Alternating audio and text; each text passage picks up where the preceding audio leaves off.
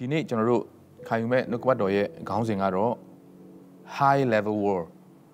အဆင့်မြင့်တိုက်ပွဲမြောက်များစွာကျွန်တော်တို့ရင်ဆိုင်ရတယ်အဝေးမကြည့်ဘဲနဲ့ကျွန်တော်တို့တိုက်ပွဲတစ်ခုကိုဥပမာပေးရမယ်ဆိုရင်မိမိစိတ်နှလုံးသားထဲမှာမိမိအတွေးခေါ်ထဲမှာအတွေးသားကတော့၎င်းစာတန်ကတော့၎င်းစိတ်တက်ကြခြင်းတွေအားငယ်ခြင်းတွေထည့်လာတယ်သို့တော်လည်းငါ့ကိုခွန်အားနဲ့ပြည့်စုံစေတော်မူသောခရစ်တော်အဖြစ်ခတ်သိမ်းသောရောင်ငါတက်ဆွမ်းနိုင်တယ်ဆိုပြီးနှုတ်ကပတ်တော်အဖြစ်ပြန်လဲခွန်အားယူရတယ်ကျွန်တော်ရဲ့အထဲမှာတိုက်ခိုက်နေတဲ့မိမိအတွင်းမှာဖြစ်နေတဲ့နှလုံးသားအတွေးခေါ်ဆန္ဒဒါတွေအားလုံးဖခင်ရဲ့အလိုတော်နဲ့ဆန့်ကျင်တဲ့ခါတိုင်းမှာဒီတိုက်ပွဲတွေတိုင်းမှာခရစ်တော်ရဲ့ခွန်အားအဖြစ်အောင်မြင်နိုင်ဖို့တယောက်စီတိုင်းကိုဖခင်ကောင်းကြီးပေးပါစေ high level war အဆင့်မြင့်တိုက်ပွဲလို့ပြောတဲ့အခါမှာကျွန်တော်တို့တိုက်ရတဲ့ရန်သူကိုအရင်ချီးမြှောက်တာမျိုးကျွန်တော်တို့တိုက်ရတဲ့ရန်သူအရင်ကြီးထွားလွန်းတယ်လို့ပြောတာမျိုးမဟုတ်ဘဲနဲ့ကျွန်တော်တို့မြင်နိုင်တဲ့တိုက်ပွဲအဲ့ဒီတိုက်ပွဲရဲ့နောက်ွယ်မှာရှိတဲ့အဆင့်မြောက်များစွာရှိတယ်ဆိုတာကိုဖော်ပြချင်တာဖြစ်ပါတယ်။ထွမြောက်ကျမ်းခန်းကြီး7အငယ်8ကနေ17ထိုအခါအာမလက်လူတို့သည်လာ၍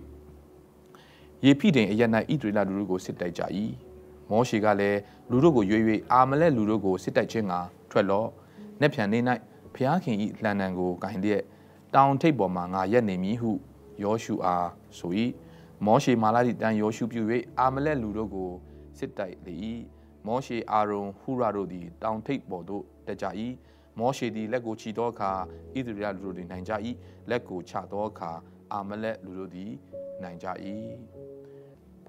တိုက်ပွဲတိုင်းမှာကျွန်တော်တို့အလွယ်တကူမြင်သာထင်သာရှိတဲ့အောင်ပွဲတွေကျွန်တော်တို့ရတဲ့အချိန်မှာနောက်ွယ်မှာကျွန်တော်တို့ပေးဆက်မှုနောက်ွယ်မှာစက်ကပ်မှုနောက်ွယ်မှာဒူးထောက်ရတဲ့ဟာနောက်ွယ်မှာလုပ်ရတဲ့အရာတွေပြင်ဆင်ရတဲ့အရာတွေမြောက်များစွာရှိရဲဆိုတာကျွန်တော်တွေးတောမိလို့ရပါတယ်ဒီနေရာမှာဣသရေလလူမျိုးတွေကအဲဂုတ္တုပြည်ကနေထွက်ခွာလာပြီးတော့မှဂရိတော်ပြည်ကိုရှေးရှုပြီးလာတဲ့အချိန်မှာအားလုံးသိတဲ့အတိုင်းပဲ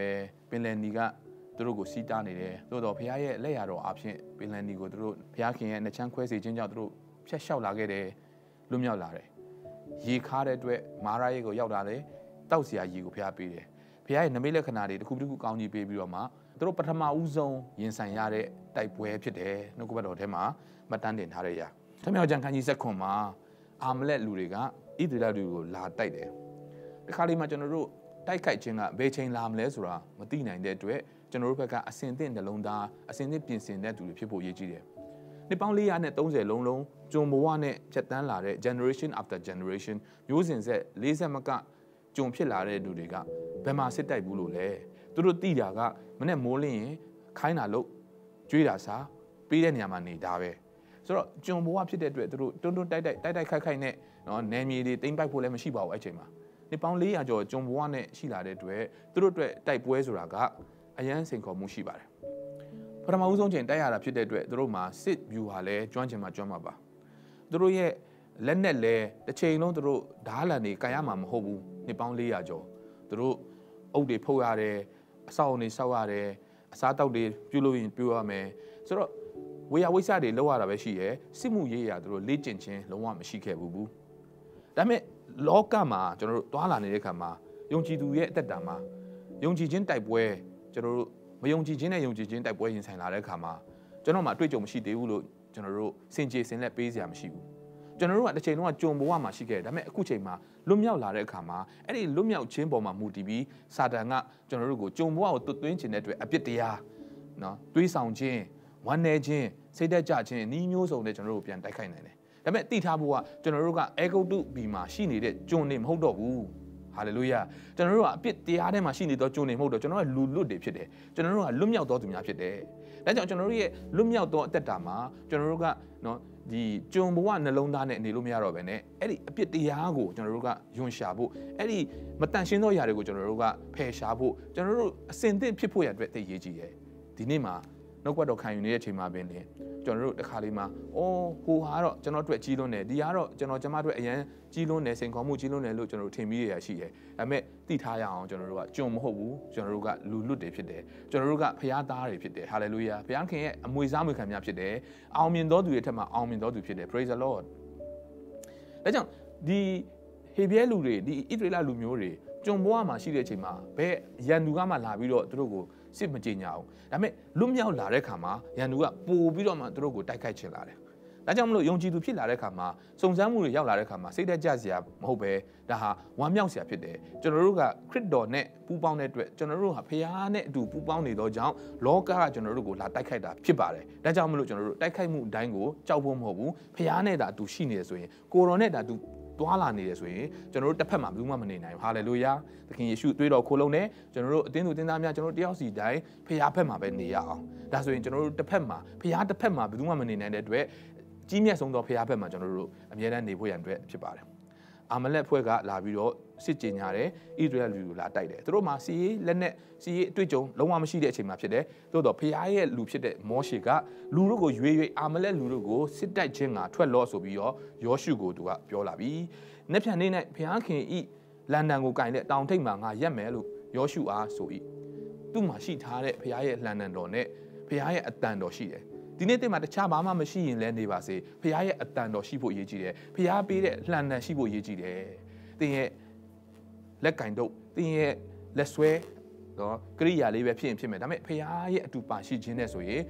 နော်ကျွန်တော်တို့ရဲ့လက်ထဲမှာရှိသောဒုတ်ကလေးကကျွန်တော်တို့လက်မှာရှိသောတောင်ဝေးကဖခင်ရဲ့လန်ဒန်တော်ဖြစ်လာတယ်ဟာလေလုယာလန်ဒန်တော်နဲ့တောင်ဝေးတော်လို့ပြောတဲ့ခါမှာသူများတွေစီကနေ import လုပ်တဲ့လန်ဒန်တခြားနေရာနေအင်အားကြီးတဲ့သူတွေစီကနေရမယ်ထောက်ပံ့ခြင်းဒါကိုပြောတာမဟုတ်သေးဘဲနဲ့တင်းလက်ထဲမှာရှိသောຢာကိုဖခင်ကိုစက္ကပ်အနံပြီးယုံကြည်ခြင်းနဲ့ရှောက်လန်းတဲ့ခါမှာဒီဒုတ်ကောက်လေးကဒီတောင်ဝေးလေးကလန်ဒန်တော်ဖြစ်လာတယ်လန်ဒန်တော်ဖြစ်လာပြီဆိုရင်တော့လန်ဒန်တော်နဲ့တောင်ဝေးတော်ဒီကျွန်ုပ်ကိုချမ်းသာစေပါ၏ဟာလေလုယာချမ်းသာခြင်းကအပြင်ကမလာဘူးဖခင်ရဲ့အထဲကနေလာတယ်ဖခင်ရဲ့လန်ဒန်တော်တဲကနေလာတယ်ဖခင်ရဲ့တောင်ဝေးတော်ကကျွန်တော်တို့ကိုယ်ကားတယ် praise the lord ဒီနေ့မှာယေရှုနာမနဲ့ဝန်ခံတယ်ကျွန်တော်တို့ရဲ့ထောက်ပံ့ခြင်းဟာဖခင်ထဲကဖြစ်တယ်ကျွန်တော်တို့ရဲ့တကိုးကကျွန်တော်တို့ရဲ့ခွန်အားကဖခင်ထဲမှာရှိတယ်ဘယ်လိုလာမလဲဆိုတော့တစ်လက်ထဲမှာဘာရှိလဲဆိုတော့တောင်ဝေးလေးက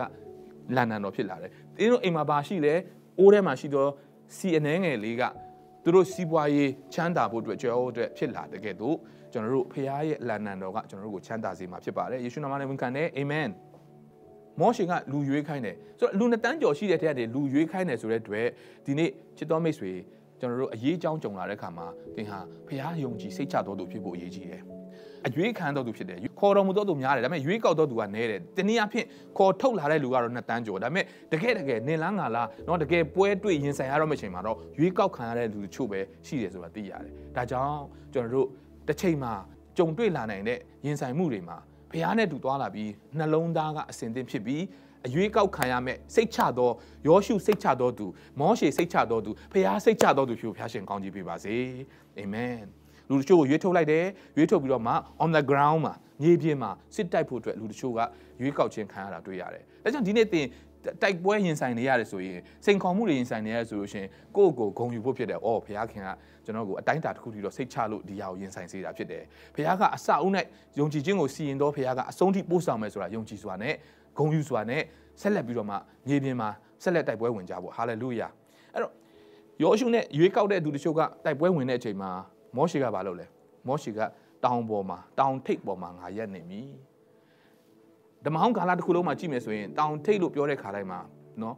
ဖခင်နဲ့ဆက်တွယ်ခြင်းဖခင်ရဲ့မျက်မှောက်တော်ကိုတိုးဝင်ခြင်းဖခင်ကိုကိုးကွယ်ခြင်းဆိုလို့အမည်ရတယ်အာဗြဟံလည်းသူ့ရဲ့သားကိုပူဇော်တဲ့ချိန်မှာတောင်ပေါ်မှာပြလက်တန်သောတောင်ပေါ်မှာဖခင်ပြတဲ့တောင်ပေါ်မှာပူဇော်ခဲ့ရတယ်။ကျွန်တော်ခင်ခန်းကြီး၄အငယ်24ရောက်လာတဲ့ခါမှာရှမာရိမျိုးသမီးနဲ့သခင်ယေရှုယေရင်းနာမှာတွေ့တဲ့ချိန်မှာရှမာရိမျိုးသမီးကဓမ္မဟောင်းကိုယဉ်ညွှန်းပြီးတော့မှ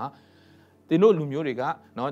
ငါတို့နဲ့မိသားမဖွဲ့ဘူးနော်ဒီပြောတဲ့ခါမှာကိုးကွယ်ခြင်းကြောင့်ပြောတဲ့ခါမှာသခင်ယေရှုနဲ့စကားပြောတဲ့ချိန်မှာတောင်ပေါ်မှာကိုးကွယ်ရမယ်လို့ပြောတယ်ဒါပေမဲ့ယေရှုကမဟုတ်ဘူးနံဝိညာဉ်နဲ့သစ္စာနဲ့ကိုးကွယ်ရလို့ပြောတယ်ဒီချိန်မှာကျွန်တော်တို့မြင်နိုင်တဲ့တောင်တွေပေါ်တက်စရာမလိုပေမဲ့ကျွန်တော်တို့ရဲ့အသက်တာမှာတချို့နေရာတွေမှာကျွန်တော်တို့ရုန်းကန်ပြီးတော့တောင်တက်တယ်ဆိုတာအပေါ်တက်ရတာဖြစ်တဲ့အတွက်အာယူရတယ်ကြွက်သားတွေညောင်းညာတဲ့ချိန်ရှိတယ်နော်ကြွက်တက်ခဏီးနီးဖြစ်တဲ့ချိန်ရှိနိုင်တယ်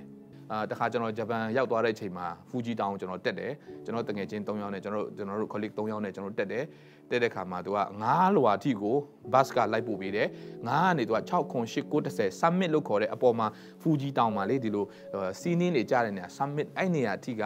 10လွာ10ထပ်လို့ခေါ်တယ်သူကဆိုတော့ကျွန်တော်တို့9ထပ်တိကားလိုက်ပို့တယ်9ထပ်ကနေကျွန်တော်တို့တက်ရတယ်6ထပ်တိရောက်တယ်9ထပ်ထိရောက်တယ်10ထပ်9ထပ်ကျော်တော့ကျွန်တော်တော်တော်ချမ်းနေပြီကျွန်တော်တို့ကလည်းတောင်တက်တဲ့ဖနက်တွေလည်းမပါဘူးဒီတိုင်းပဲ နော် sneakers လေးတွေနဲ့ walking shoes တွေတက်တော့တော်တော်လေးသူတို့အံ့အားသင့်တယ်မင်းတို့မပြင်မစင်မဲနဲ့တက်လာတာမချမ်းဘူးလားအဲ့ချိန်မှာဂျပန် national သူတို့ရဲ့ဒီသတင်းဌာနတစ်ခုကသူတို့တစ်ခုခုရိုက်နေတဲ့အချိန်ဖြစ်မယ်ကျွန်တော်တို့တွေ့တော့ဒီလူတွေကဘာမှမပြင်စင်မဲတောင်ပေါ်တက်တယ်ဆိုတော့လာပြီးကျွန်တော်တို့ interview လာလုပ်သွားတယ်နောက်နေ့မှာကျွန်တော်တို့သတင်းမှာပါလာတယ်ကျွန်တော်တို့မပြင်စင်မဲနဲ့ဖနက်နဲ့တက်တဲ့လူတွေဆိုပြီးတော့ကျွန်တော်တို့တွေပါလာတယ်ဆိုတော့တောင်တက်တာဆိုတာမလွယ်ဘူးဗျဆိုတော့ကျွန်တော်တို့ခုနှစ်ထပ်လောက်တက်ပြီးတော့ပြန်ဆင်းလာတယ်ရမ်းချမ်းလို့အနှွေးထဲတွေပါပေမဲ့အပေါ်ရောက်ခါနီးလေးလေးဖနက်တွေကလည်းရှောတယ်ခြေကုပ်သိမ့်မရဘူးနောက်ဆုံးမှာကျွန်တော်တို့နင်းနေလေရမ်းကြတော့နောက်ဆုံးကျွန်တော်တို့လက်လျှော့ပြီးတော့ခုနှစ်ထပ်ကနေကျွန်တော်ပြန်ဆင်းလာခဲ့တယ်တောင်ပတ်လာပေါ့နော်တက်ရတာဆိုတော့ပြောချင်တာကကျွန်တော်တို့မြင်နိုင်တဲ့တောင်တက်ရင်ပင်ပန်းတယ်နွမ်းနယ်တယ်အားယူရတယ်ဒီချိန်မှာကျွန်တော်တို့ဘယ်တောင်ကိုသွားပါဆိုရင်ကျွန်တော်တို့ငွေကုန်ကြေးကြလဲကြောက်အောင်မယ်ခက်ခဲအောင်မယ်ဒါပေမဲ့ဖះကိုကျွန်တော်တို့ကနှလုံးသားကနေစစ်မှန်စွာကိုးကွယ်လို့ရတဲ့အချိန်ဖြစ်တယ်ဒါပေမဲ့နှလုံးသားကျွန်တော်တို့နှလုံးသားထဲမှာဖះကိုကိုးကွယ်တဲ့ခါမှာပို့ပြီးတော့ခက်ခဲတယ်ဘာလို့ဆိုတော့ဖះကနှလုံးသားကိုကြည့်တဲ့အတွက်အပြင်ပိုင်းနဲ့လှုပ်ပြလို့မရတော့ဘူးအပြင်ပိုင်းနဲ့လှုပ်တဲ့ဟာတွေအားလုံးကလောင်ကျွမ်းနေပြီခုချိန်မှာဒါကြောင့်အစစ်မှန်ဖះကိုကိုးကွယ်ဖို့ဖြစ်တယ်ကဲဟုတ်ပြီမောရှေကတောင်ပေါ်တက်တယ်တနည်းအားဖြင့်ဖះစီကိုတိုးဝင်ချင်းကတ်တယ်ဒီတင်ကမြေပြင်မှာလောက်တာလဲတိတ်ရေးကြီးသလိုတောင်ပေါ်မှာဆူတောင်းမဲ့သူတချို့လဲကျွန်တော်တို့လိုအပ်တယ်တောင်ပေါ်မှာဖះနဲ့ချိန်ယူမဲ့လူတချို့လဲလိုအပ်တယ်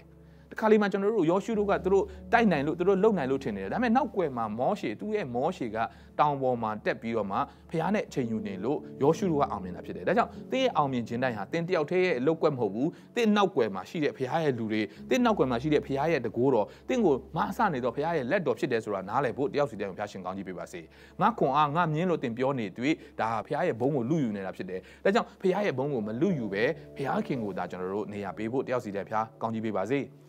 မောရှေကတောင်ထိပ်မှာရက်နေတယ်လန်ဒန်ကိုကင်ပြီးတော့ရက်နေတယ်မောရှေမှာတဲ့အတိုင်းယောရှုပြုတ်တယ်အာမလက်တွေကိုစစ်တိုက်တယ်မောရှေအာရုံဟူရာတို့ကတောင်ထိပ်ပေါ်တက်တယ်မောရှေကလက်ကိုချီပင့်တဲ့ခါဣသရေလလူမျိုးတွေနိုင်တယ်လက်ချတဲ့ခါအာမလက်လူတို့နိုင်တယ် remote control ကဖျားရဲ့လူလက်ထဲမှာရှိနေတာကိုတွေ့ရတယ်တနည်းအားဖြင့် remote control ဟာဖျားထဲမှာရှိနေတယ်ဖျားကိုကိုးကွယ်ဖို့လက်ချီတဲ့ခါမှာသင်ကရန်သူကိုနိုင်တာဖြစ်တယ် hallelujah အမှန်တကယ်ဆိုရင်ကျွန်တော်တို့ကစစ်ဖြစ်နေတဲ့အချိန်မှာလက်မြောက်တယ်ဆိုတာကအရှုံးပေးခြင်းဖြစ်တယ်ဒါပေမဲ့ကျွန်တော်တို့လက်မြောက်ရမှာကကျွန်တော်ရန်သူရှေ့မှာလက်မမြောက်ချင်ဘူးဆိုရင်ဖျားခင်ရှေ့မှာလက်မြောက်ဖို့ဖြစ်တယ်ဖျားကိုလက်မြောက်လေရန်သူကိုနိုင်လေဖြစ်တယ်ဟာလေလုယာစားစရာမရှိတော့ဘူးပေးစရာ bill တွေအတွက်မလောက်တော့ဘူးအကျွေးတွေကတင်လာတယ်ကျွန်တော်ဘာလုပ်ရမလဲလက်မြောက်လေဖျားကထောက်ပံ့လေဟာလေလုယာလက်မြောက်လေအောင်မြင်လေဟာလေလုယာကိုးကွယ်လေချီးမွမ်းလေအောင်မြင်လေဖြစ်ရမယ် praise the lord hallelujahဒီနေ့မှာပြင်လေငွေကြေးရဲ့ချီနှောင်ခြင်းအပြစ်တရားရဲ့ချီနှောင်ခြင်းเนาะစုံစမ်းခြင်းတွေထဲကနေပြီးတော့မှအောင်မြင်ဖို့နီးလန်းကတော့လက်မြောက်ဖို့ဖြစ်ပါတယ်ဟာလေလုယာဘုရားခင်ကိုစစ်မှန်စွာကိုးကွယ်နိုင်ဖို့တယောက်စီတည်းဝိညာဉ်တော်ဘုရားမဆပါစေလက်ကိုချတဲ့အခါအာမလက်လူနိုင်ကြတယ်ဒီနေရာမှာအာမလက်လူအကြောင်းကိုနည်းငယ်လေးလာရအောင်ဘာလို့ဆိုတော့ရန်သူကိုချေဥဆိုတာကျွန်တော်တို့နားလည်မှသာလျှင်အဲ့ဒီရန်သူကိုနိုင်နှင်းဖို့တက်ဖြစ်တယ်ရှင်မတဲထဲမှာဆိုရင်သူရဲကိုချီနှောင်ပြီးမှအိမ်ကိုသိမ်းပိုက်ရတယ်လို့ပြောသလိုပေါ့ဆိုတော့ရန်သူဖြစ်တဲ့ဒီမှာဒီစစ်ပွဲမှာရန်သူကိုကျွန်တော်တို့လေ့လာကြည့်အောင်ဒီမှာအာမလက်လို့ရေးထားတယ်အာမလက် guys ပေါ့နော်အင်္ဂလိပ်လိုသူတို့ဟာအာမလက်အမျိုးနွယ်ကနေဆင်းသက်လာပြီးတော့အဲ့ဒီသူတို့မျိုးနွယ်ကအေဒုံလို့အမည်ရတဲ့အေသောရဲ့အနွယ်တွေဖြစ်တယ်အာဗြဟံမှာသားနှစ်ယောက်ရှိတယ်ဣဇက်မှာသားနှစ်ယောက်ရှိတယ်အေသောနဲ့ယာကုပ်ဖြစ်တယ်အေသောရဲ့အန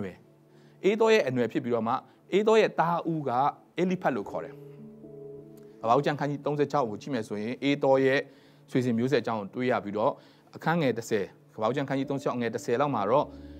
အေးတော်ရဲ့သားတွေထဲကဘိုလ်လုတ်တဲ့သူကတော့တာဦးဖြစ်တဲ့အေလိဖက်ဖြစ်တယ်တဲ့အေလိဖက်ကသူ့ရဲ့အကြီးမှုပေါ့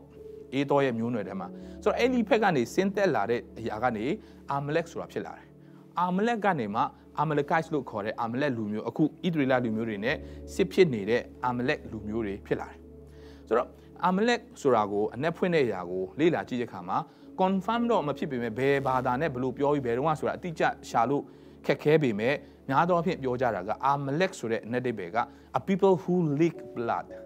သွေးဆုပ်တဲ့သူသွေးကိုစားနေတဲ့လူမျိုးနွယ်လို့အဓိပ္ပာယ်ရတယ်ပြီးတော့ Midrash လို့ခေါ်တဲ့ Asian Jews တွေရဲ့အကြောင်းကို Jewish တွေရဲ့အကြောင်းကိုလေ့လာတဲ့အရာကနေပြီးတော့မှသုံးသပ်တဲ့အရာသူတေသနာပြုတဲ့အရာတခုကတော့အာမလက်အမျိုးတွေဟာတဲ့သူတို့ကဆုံးကဝေပြုစားခြင်းကိုလေ့ကျင့်တဲ့မျိုးနွယ်ဖြစ်တယ် ပြန်ပြောမယ်ဆိုရင်အာမလက်ကိုက်ဆိုတာအာမလက်ကနေလာတယ်အာမလက်ဆိုတာကအေလိဖက်လို့ခေါ်တဲ့အေးတော့ရဲ့တာဦးကနေဆင်းသက်လာတဲ့အနွယ်တွေကနေဖြစ်လာပြီးသွေးစားတဲ့သူတွေဖြစ်တယ်ပြီးတော့ Madras ရဲ့ရှာဖွေတွေ့ရှိချက်ရဆိုရင် Madras မှာပြောထားတဲ့အတိုင်းဆိုရင်တော့အဲ့ဒါသာမှန်မယ်ဆိုရင်သူတို့ကရန်သူတွေနဲ့တိုက်တဲ့အချိန်မှာသူတို့အဖမ်းမခံရအောင်တရိတ်ဆန်အဖြစ်နဲ့အသွင်ပြောင်းနိုင်တယ်သူတို့ကဆုံးကဝေပြူစားခြင်းကိုလေ့ကျင့်တဲ့သူတွေဖြစ်တဲ့အတွက်ရန်သူနဲ့ရှင်ရတဲ့အချိန်မှာစစ်ဖြစ်တဲ့ခါမှာသူတို့ကလွတ်မြောက်ဖို့အတွက်သူတို့တရိတ်ဆန်တပွဲဖန်ဆင်းပြီးတော့အသွင်ပြောင်းပြီးတော့လိန်လေလက်ဖျားနိုင်တဲ့ကဝေတွေဆုံးတွေတက်တဲ့မျိုးနွယ်ဖြစ်တယ်ဒါကြောင့်လေဓမ္မရာဇဝင်ပထမစာဆောင်ခန်းကြီး15မှာရှမွေလကမှာခဲ့တဲ့ရှောလူကိုအာမလက်နဲ့စစ်ဖြစ်တဲ့ခါမှာရှင်ပြန်အာဂတ်ရောတရိတ်ဆန်တွေရောအကုန်လုံးတတ်ပါလို့ပြောတာကသူတို့မျိုးနွယ်စင်ဆက်ကရန်သူနဲ့တိုက်ပြီးသူတို့မနိုင်တော့ဘူးဆိုရင်သူတို့ကတရိတ်ဆန်အသွင်ပြောင်းပြီးတော့လိန်ပြီးတော့လွတ်မြောက်အောင်စူးစမ်းတတ်တဲ့အတွက်ဖခင်ရဲ့လူရှမွေလကမှာခဲ့တာရှောလူကိုတရိတ်ဆန်တွေတတ်ပါလို့ပြောတယ်သူကတော့ရှာရှည်ပြီးတော့လူငယ်စကားပြောခေတ်စကားပြောဆိုရှာရှည်ပြီးတော့အတက်ဆန်းပြီးတော့ကိုတော့ဒီတိုးတွေနွားတွေစိတ်တွေအရန်ဆူဖြိုးလို့ကျွန်တော်တို့ကိုခြံထားတာပါကိုးကွယ်ခြင်းမှာသုံးပါလို့ပြောတယ်အဲ့နောက်ွယ်မှာဒီရှာဖွေတွေးရှိချက်တာမှန်တယ်ဆိုရင်အာမလက်မျိုးတွေကသူတို့ကလွတ်မြောက်အောင်လို့တရိတ်ဆန်အသွင်ပြောင်းပြီးတော့လွတ်မြောက်နိုင်ဖို့စူးစမ်းနိုင်တဲ့အတွက်ဖခင်ကအကုန်တတ်ပါလို့ပြောတာဖြစ်တယ်လို့ကျမ်းတက်ပုဂ္ဂိုလ်တွေကျမ်းတက်ဆရာကြီးတွေကသုံးသပ်ပါတယ်ဟုတ်ပြီဒါကတော့အာမလက်အကြောင်းပေါ့နော်ဆိုတော့ရန်သူကိုကျွန်တော်တို့နားလည်ပြီဆိုကျွန်တော်တို့ရဲ့လက်နက်ကိုလည်းပြန်နားလည်ဖို့အရေးကြီးတယ်သူများတွေမှာလက်နက်ဆောင်ရှိမယ်အစစ်မြင့်နည်းပညာတွေရှိလိမ့်မယ်အစစ်မြင့် degree တွေရှိလိမ့်မယ်အစစ်မြင့် background တွေရှိလိမ့်မယ်အစစ်မြင့် technology ရှိလိမ့်မယ်ကျွန်တော်တို့ဘွဲတွေတစ်ခုရှိပေမဲ့ကျွန်တော်မမိပါဘူးကျွန်တော်ကမ္ဘာစစ်လည်းမိမှာမဟုတ်ပါဘူးကျွန်တော်ရဲ့အတွေးခေါ်တွေကကျွန်တော်ကိုအကန့်အသတ်ထဲမှာပဲရှိပါတယ်ဒါပေမဲ့ကျွန်တော်မှာရှိတဲ့လက်နက်မိတ်ဆွေမှာရှိတဲ့လက်နက်ကအေဖက်ခန်းကြီး6ငယ်7ကနေ73မှာဖော်ပြထားတဲ့လက်နက်စုံကိုကျွန်တော်တို့ယုံကြည်သူတိုင်းကိုပေးထားပြီးသားဖြစ်တယ်ဟာလေလုယာဒီပေါင်း430လုံးသူတို့ဂျုံဘွားမှာရှိတဲ့အတွက်ဓာတ်လက်နက်လည်းသူတို့မသုံးတတ်ဘူးသူတို့ဓာတ်တွေလန်တွေများတွေလည်းသူတို့သုံးဘူးသုံးစားမရှိဘူးသို့တော်လည်းမောရှေကလန်ဒန်ကိုတောင်ထိပ်မှာမြောက်တယ်ယောရှုနဲ့ရွေးကောက်ချင်းခါတဲ့လူတချို့ကမြေပြင်မှာတိုက်ပွဲဝင်ရတယ်အဲ့ဒီအချိန်မှာမြင်ရတဲ့သူတို့တိုက်ရတဲ့သူကတော့အာမလက်မျိုးဖြစ်ပြီးဒါပေမဲ့နောက်ွယ်မှာလေထုတဲကနေနောက်ွယ်မှာဟိုးအပေါ်ကနေတောင်ထိပ်ပေါ်ကနေမိုးပြီးတော့တိုက်ပေးနေတာကဘုရားခင်ပဲဖြစ်ပါတယ် praise the lord ကျွန်တော်တို့လက်နဲ့အစုံကိုမာနရဲ့ပရိယေကိုစီးတားနိုင်ပြီးကြောင်းအာမလက်ကိုတိုက်တဲ့အချိန်မှာသူတို့ရဲ့ပရိယေပါလေရှစ်ဆိုသူတို့ကတရိတ်ဆန်တွင်ပြောင်းပြီးထွက်ပြေးဖို့ကြိုးစားနိုင်တဲ့ပရိယေလည်းသူတို့မှရှိတယ်ရန်သူကိုရှော့မတွက်နဲ့ရန်သူမှာပရိယေအများကြီးရှိတယ်တို့တော့အဲ့ဒီပရိယေတွေကိုစီးတားနိုင်ဖို့အတွက်ဘုရားခင်ပြင်ဆင်တော်မူသောလက်နဲ့စုံကိုဘာလို့ရမလဲဝစ်ဆောင်ကြလော praise the lord ဘာဖြစ်လို့လဲဆိုတော့ကျွန်တော်တို့တိုက်နေရတဲ့ရန်သူကအသွေးသားရှိတဲ့ရန်သူနဲ့ဆိုင်ပြိုင်တိုက်လာရတာမဟုတ်ပဲအထွတ်မြတ်တို့နဲ့၎င်းအာနာစန်တို့၎င်းလောကီမောင်မိုင်း၌အစိုးတရားပြုလုပ်သောမင်းတို့နဲ့၎င်းမိုးကောင်းကင်၌နေသောနှတ်ဆိုးတွင်၎င်းဆိုင်ပြန်တိုက်လာရကြ၏ထို့ကြောင့်ခဲရင်စိုးရုပ်သောနေ့ရက်ကာလ၌စီးတားနိုင်သဖြင့်ကိစ္စအလုံးစုံတို့ကိုဝေါကိစ္စအလုံးစုံတင်းရဲ့ pass အခြေအနေတင်းရဲ့မိသားစုအခက်ခဲတင်းရဲ့လူမှုရေးတင်းရဲ့စီးပွားရေးတင်းရဲ့ကျန်းမာရေးကိစ္စအလုံးစုံတို့ကို PC ၍ခံနိုင်မိအကြောင်းဟာလေလုယာဘုရားခင်ပြင်ဆင်တော်မူသောလက်နက်စုံကိုယူဆောင်ကြလောသစ္စာဒီဟုသောကပန်းဖြောင်းမှတ်ခြင်းရင်ဥဒ္ဒစာအေဝံဂေလိတရားရဲ့ခြေစွပ်ယုံကြည်ခြင်းဒိုင်းလွာကဲတင်ခြင်းတန်ခမောက်လုံးနှုတ်ကပတ်တော်ဒီဟုသောဝိညာဉ်တော်ဤဒါဝါအဲ့ဒီလက်နက်အစုံတွေကိုအေဖက်ခန်းကြီး6ထဲမှာကျွန်တော်တို့တွေ့နိုင်တယ်ဆိုတော့ဒီလက်နက်စုံတွေကိုကျွန်တော်တိုက်တက်ဆင်ပြီးတော့ကိစ္စအားလုံး PC ဖို့ praise the lord နှုတ်ကပတ်တော်အရန်လာပါတယ်ကိစ္စအလုံးစုံ PC၍ခံရက်နိုင်မိအကြောင်း amen amen ဖခင်ကပေးထားပြီးသားတင့်မြေကိုတင်နင်းတဲ့ချိန်မှာကျွန်တော်တို့ခိုင်ခန့်စွာယက်တည်နိုင်ဖို့ယောရှုတို့ကိုပေးထားပြီးသားမြေပေါ်မှာခိုင်ခန့်စွာယက်တည်နိုင်ဖို့ဘာလို့ရလဲလက်နက်စုံကိုဝတ်ဆင်ရတယ်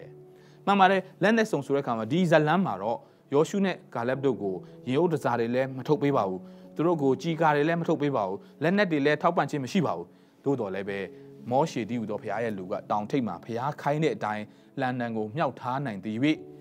မြေပြင်မှာသူတို့ကနိုင်ယူနေတာဖြစ်တယ်ဒါကြောင့်အသင်းတော်တစ်ခုခုမှာစက္ကန့်အနံပါတင်းကိုစောင့်ထိန်သောတိုးထိန်ယေရှုကိုစားစောင့်ထိန်တဲ့အသင်းတို့တွေထဲမှာကိုယ့်ကိုစက္ကန့်အနံပါဒေသန္တရအသင်းတော်တစ်ခုခုမှာနာမည်စင်းသွင်းအောင်မဟုတ်ဘဲနဲ့လုံးလုံးလျားလျားစက္ကန့်အနံပါဘာဖြစ်လို့လဲဆိုတော့ဝိညာဉ်တိုက်ပွဲဆိုတဲ့အခါမှာတင်းကမြေပြင်မှာရှိနေတဲ့အချိန်မှာတင်းနောက်မှာဖခင်ရဲ့လူတွေကဖခင်ရဲ့မှုတော်ဆောင်တွေကဖခင်ကိုတော်တိုင်ကတန်ရှင်းသောဝိညာဉ်တော်ဖခင်အားဖြင့်အသင်းကိုထောက်ပံ့ခြင်းတင်းကိုအောင်မြင်ခြင်းကိုပေးနေတာဖြစ်တယ်လက်နဲ့စုံဝစ်စင်နိုင်ဖို့တယောက်စီတယောက်ဖခင်ရှင်ကောင်းကြီးပေးပါစေကဲထွန်းမြောက်ကျန်ခန်းကြီးဆက်ခွန်အငယ်9ကနေပြန်စမယ်အဲ့ဒီမှာမောရှေကပါလေလူတွေကိုရွေးတယ်တဲ့လူအများကြီးရှိတဲ့အထက်ကနေရွေးကောက်ခြင်းခံရတာဘာလို့လဲစိတ်ချလို့ဖြစ်တယ်ဒါကြောင့်ယောဘကိုဘုရားကဒီလောက်ထိစိုးစိုးရွားရွားတင်နန်းတွေတက်ခိုင်းတာမိခွန်းတွေဖြည့်ခိုင်းတာ စာမွဲတွေဝင်ခိုင်းတာသူ့ကိုစိတ်ချလွန်းလို့ပါဒါဆိုရင်ဖခင်စိတ်ချတာအရန်ကြောက်စရာကောင်းတယ်ရင်နာစရာကောင်းတယ်အရန်နာလွန်းတယ်လို့ထင်စရာရှိတယ်တိုးတော်လည်းအဆုံးမှာရွှေကဲ့သို့ပေါ်ထွက်လာဖို့အတွက်သင်ကစစ်ကြောခြင်းခံနေရတာဖြစ်နိုင်ပါတယ် praise the lord မောရှေကလူတွေကိုရွေးတယ်အာမလက်လူတွေကိုစစ်တိုက်ခြင်းကထွက်ပါလို့ယောရှုကိုမိန့်ဆိုခဲ့တယ်နောက်နေ့မှာသူကဖခင်ရဲ့လန်တန်ကိုကန်ပြီးတောင်ထိပ်မှာရက်တယ်မောရှေမာလိုက်တဲ့အတိုင်းယောရှုကပြုတယ်အာမလက်လူတို့ကိုစစ်တိုက်တယ်မောရှေအာရုန်ဟူရတော့တောင်ပေါ်တက်တယ်မောရှေလက်ကိုချီတယ်ဣသရေလလူမျိုးတွေနိုင်တယ်လက်ကိုချတယ်အာမလက်လူတို့နိုင်တယ်ဆက်ကြည့်တဲ့အခါမှာယောရှုသည်အာမလက်မင်းနဲ့လူများတို့ကိုဓာတ်လက်နဲ့ဖြစ်လှုပ်ကြံလေ၏အဆုံးထိသူတို့အောင်မြင်ခြင်းရဖို့ရန်အတွက်မောရှေလက်ကိုညှောက်ထားရတယ်အဲ့မှာမောရှေကဘာဖြစ်လာလဲလက်ညောင်းလာတယ်ညောင်းလာတဲ့အခါမှာအာရုန်နဲ့ဟူရကသူ့ကိုကြောက်ပေါ်မှာထိုင်စေတယ်ကြောက်လို့ပြောတဲ့အခါမှာဒီနေရာမှာသခင်ယေရှုပေါ်မှာသခင်ယေရှုခရစ်တော်ပေါ်မှာကျွန်တော်တို့ PC ချင်းထဲမှာကျွန်တော်တို့ကခြေပြစ်လက်ပြစ်ထိုင်ဖို့ဖြစ်တယ်ကျွန်တော်ညောင်းညာတဲ့အချိန်ရှိတဲ့ခါတိုင်းမှာကျွန်တော်တို့ထိုင်ကုန်ရှာတယ်ဒီနေ့လောကမှာကျွန်တော်တို့အနားယူစရာရှားတဲ့ရှားလာတယ်ကျွန်တော်တို့ပင်ပန်းတဲ့ပင်ပန်းလာတယ်စိန်ခေါ်မှုများတဲ့များလာတယ်ဒါပေမဲ့ခရစ်တော်သခင်ယေရှုခရစ်တော်ကမနေ့ယနေ့နောင်ကာလအစဉ်အမြဲမပြောင်းမလဲကျွန်တော်တို့အတွက်နားခိုရာဖြစ်တယ်ကျွန်တော်တို့အတွက် PC ချင်းကိုပေးတော့ကျွန်တော်တို့ရဲ့ခွန်အားကိုဖြစ်စေတော့ဘုရားခင်ဖြစ်ပါတယ်ဟာလေလုယာဒါကြောင့်မြင်နိုင်တဲ့အကွယ်ကာမြင်နိုင်တဲ့နားယူစရာတွေမြင်နိုင်တဲ့ shelter တွေမြင်နိုင်တဲ့ထောက်ပံ့တွေနဲပါရင်နဲပါပါစေသခင်ခရစ်တော်ကမနေ့ယနေ့နောင်ကာလမပြောင်းမလဲပဲကျွန်တော်တို့ကိုကြိုဆိုနေတော့ကျွန်တော်ရဲ့နားခိုရာဖြစ်ပါတယ်ဟာလေလုယာဒီနေ့ဒီနှုတ်ကပတ်တော်ဝင်ကားနေတဲ့အချိန်မှာပင်လေအခုချိန်မှာပင်လေအရန်မောနေတယ်ဆိုရင်เนาะကျွန်တော်တို့အသက်ပြင်းပြရှုကိုတော့အထဲမှာအနားယူပါတယ်ယေရှုခရစ်ကလက်ဝါးကားတိုင်းမှာအမှုပြီးပြီလို့ဝန်ခံလိုက်တဲ့အချိန်မှာအဲ့ဒီနေ့ကစပြီးကျွန်တော်တို့ကဂျေဇုတော်တရားထဲမှာယုံကြည်ခြင်းကြောင့်ကဘာဦးစကလေးရခဲ့သောချမ်းသာတဲ့ကိုကျွန်တော်တို့ပြန်ဝင်ခွင့်ရတာဖြစ်တယ်။ဒါကြောင့်သတိမထားမိလို့ကျွန်တော်တို့အရန်မောဟပြီဆိုရင်လက်ဝါးကားတိုင်းတရားတော်ကိုပြန်ရှေးရှုပြီးတော့မှပြန်လဲအနားယူနိုင်တဲ့နေရာတစ်ခုရှိပါတယ်။ဒါကတော့သခင်ယေရှုခရစ်တော်ဘုရားရဲ့ယင်ခွင်ဖြစ်ပါတယ်။အဲ့ဒီမှာ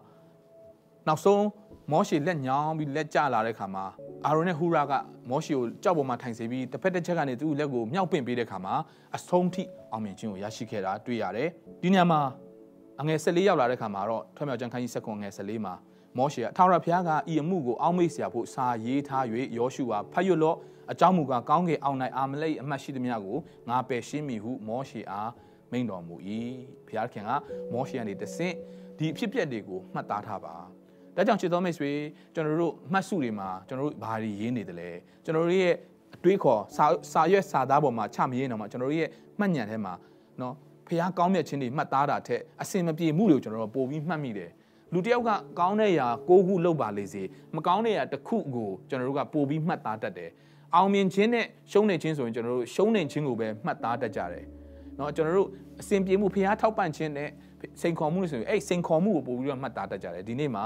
ကျွန်တော်တို့အောင်မြင်မှုရတဲ့ခါတိုင်းဖះရဲ့ဘုန်းတော်မြင်ရတဲ့ခါတိုင်းမှာအောက်မေ့เสียဖို့စာရေးထားပါလို့ယောရှုကိုမှာခဲ့တယ်လို့တင်းရဲ့မှတ်ဉာဏ်ထဲမှာတင်းရဲ့စာအုပ်ထဲမှာတင်းရဲ့ notebook ထဲမှာဖះကောင်းမြတ်ခြင်းတွေကိုအမြဲတမ်းချရေးတတ်ဖို့တယောက်စီတိုင်းဖះရှင်ကောင်းချီးပေးပါစေအဲ့ဒီကလေးကဖះကစစ်ကြင်ညာခဲ့တယ်အာမလက်ရဲ့အမတ်ရှိသမျှကိုငါပယ်ရှင်းမယ်တဲ့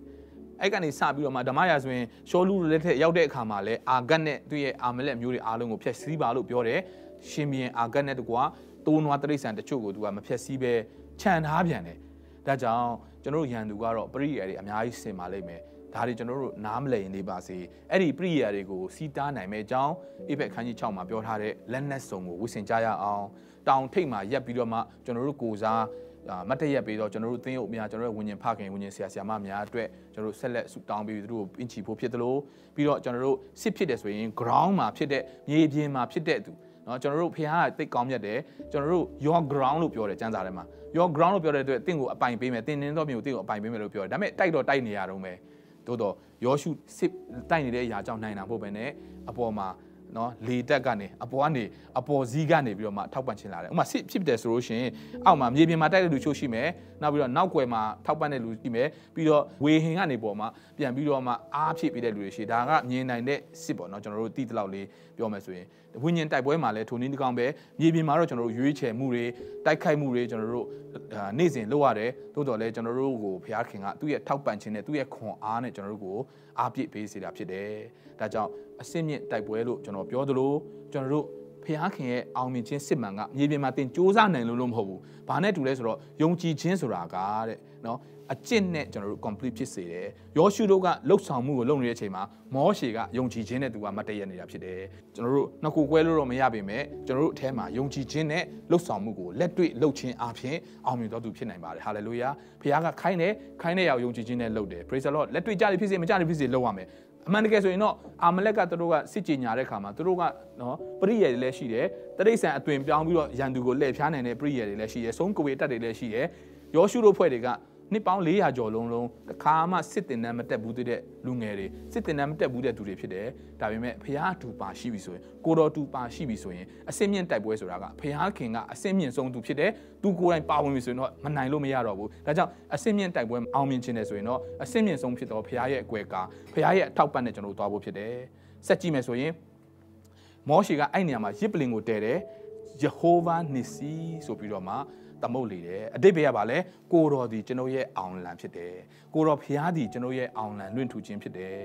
်ထွတ်မြောက်ကျမ်းခန်းကြီး7 အငယ်15မှာ King James Version မှာကြည့်မယ်ဆိုရင် and Moses built an altar and called the name of it Jehovah Nissi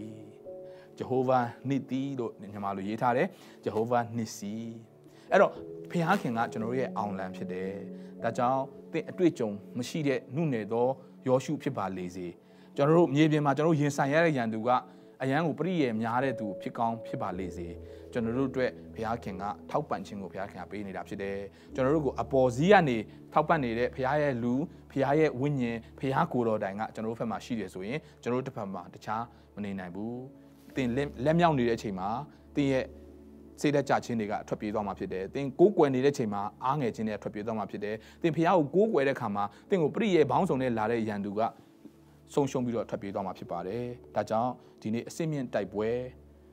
high level war ကျွန်တော်တို့ကိုရန်သူအထွတ်မြတ်တွေကဘယ်လိုပဲတိုက်ခိုက်ပါစေစေဖျားခင်နဲ့သူတွားလာပြီးကိုရောရဲ့အတူပါရှိခြင်းကျွန်တော်ရဲ့အောင်မြင်ခြင်းကြွယ်ဝခြင်းညီသက်ခြင်းချမ်းသာခြင်းဖြစ်ပါတယ်။အဲ့တော့မောရှေကပြောတယ်ဒီຢာကိုမှတ်သားထားပါဂျေဟောဝါနစ်စီလို့ပြောပါဆိုတော့အောင်လံလွင့်ထူတဲ့အချိန်ကယခုရောက်လာပြီဟာလေလုယာသင်ရဲ့ဘဝမှာရှုံးနေခဲ့တဲ့အရာသင်ကိုကျွန်ဘဝထဲမှာနှိမ့်မြုပ်စေတဲ့အရာတိုက်ပွဲကိုဝင်ခွင့်ရတာပင်လင်ယေရှုတော်နော်စစ်ပွဲကိုဝင်ရောက်နိုင်ခွင့်ရတာပင်လင်ယေရှုတော်ဘာလို့ဆိုတော့စိတ်ချလို့ဘုရားကသင်ကိုရွေးကောက်လိုက်ပြီဘုရားကတင့်ကိုမြေပြင်မှာတွားခိုင်းနေတာကမြေပြင်မှာရင်ဆိုင်ခိုင်းနေတာကနောက်ွယ်မှာတင့်ကိုရွေးကောက်ထားပြီးခွဲခန့်ထားပြီးတင့်ကိုဆုတောင်းပေးဖို့တင့်ကိုနော်ဘုရားထဲမှာထောက်ပံ့ပေးမဲ့ဘုရားရဲ့လူတွေဘုရားရဲ့ဝိညာဉ်တော်ဘုရားကတင့်ကိုထောက်ပံ့နေတာဖြစ်တယ်။ဒါကြောင့်မောရှေကအဲ့ဒီနေရာကိုတတ်မှတ်လိုက်တယ်ဂျေဟောဝါနစ်စီယေရှုနာမနဲ့ဝန်ခံတယ်ကျွန်တော်မိသားစုမှာဘုရားရဲ့အောင်လံလွင့်ထူသောနေ့ရက်ကယခုဖြစ်ပါတယ်ဟာလေလုယာကျွန်တော်ရဲ့အသင်းတော်မှာအောင်လံလွင့်ထူသောနေ့ကယခုဖြစ်ပါတယ်ဟာလေလုယာကျွန်တော်ရဲ့အတိုင်းပြည်မှာအောင်လံလွင့်ထူသောနေ့ကယခုဖြစ်ပါတယ်ကျွန်တော်ရဲ့အသွေးသားနဲ့ရှင်ပြန်တိုက်ခိုက်နေရတာမဟုတ်ရန်သူအထွတ်မြတ်အနာဆက်တွေနဲ့နတ်ဆိုးတွေနဲ့ကျွန်တော်ရှင်ပြန်တိုက်ခိုက်တဲ့အခါမှာဘုရားခင်ရဲ့အစင်းမြင့်ဘုရားရဲ့ထောက်ပံ့ခြင်းဘုရားရဲ့အစင်းမြင့်သောဘုရားရဲ့နိဗျူဟာဘုရားရဲ့အစင်းမြင့်သောအောင်မြင်ခြင်းတွေကလန်နန်တော်ကကျွန်တော်ကိုချမ်းသာစေမယ်တောင်ဝေးတော်ကကျွန်တော်ကိုဝမ်းမြောက်စေတယ်ကျွန်တော်တို့ချမ်းသာစေတယ်ယေရှုနာမနဲ့ဝန်ခံတယ်မြန်မာပြည်ကြီးမြန်မာပြည်သူပြည်သားများကျွန်တော်တို့ HIC တင်းသူတင်းသားများ HIM တာတော်မှာပါဝင်တော်သူများယခုဒီတရားဟောချက်ကိုနားထောင်နေတဲ့သူများအောင်လံလွင့်ထူရတာကအခြားကြောင့်မဟုတ်ဘဲနဲ့ဖခင်ခင်ကြောင့်ပဲဖြစ်ပါတယ်ဂျဟောဝါနစ်စီဂျဟောဝါနစ်စီဂျဟောဝါနစ်စီဟာလေလုယာဖခင်ကိုလက်မြောက်ရအောင်သင်ညောင်းတဲ့အချိန်မှာလည်းပဲကျွန်တော်တို့ကြိုးစားပြီးတော့မှဘုရားကိုဆက်လက်ကိုးကွယ်ပါကျွန်တော်တို့ကိုထောက်ပံ့ပေးမဲ့ယုံကြည်သူတွေရှိပါတယ်ကျွန်တော်တို့ကိုပင့်တင်ပေးမဲ့ယုံကြည်သူတွေကျွန်တော်တို့ရဲ့ဆရာတွေကျွန်တော်တို့ရဲ့ဝိညာဉ်မိခင်ဝိညာဉ်ဖခင်ကျွန်တော်တို့ဆရာသမားတွေအားလုံးကကျွန်တော်တို့အတွက်ဝေဟင်ကနေပြီးတော့မှလက်မြောက်ပေးနေလို့ကျွန်တော်တို့ကမြေပြင်မှာအောင်မြင်နေရတာဖြစ်တယ်ဟာလေလုယာအကျင့်မပါသောယုံကြည်ခြင်းအသေးဖြစ်တဲ့ကဲ့သို့ကျွန်တော်တို့ယုံကြည်ခြင်းကိုအကျင့်နဲ့ပြရမှာဖြစ်တယ်မြေပြင်မှာသွားနေတာကယုံကြည်ခြင်းနဲ့လှုပ်ဆောင်နေလို့ဖြစ်လို့ယုံကြည်ခြင်းနဲ့လက်မြောက်နေတာကလည်းတိုက်ပွဲဝင်နေတာဖြစ်ပါတယ်ဟာလေလုယာ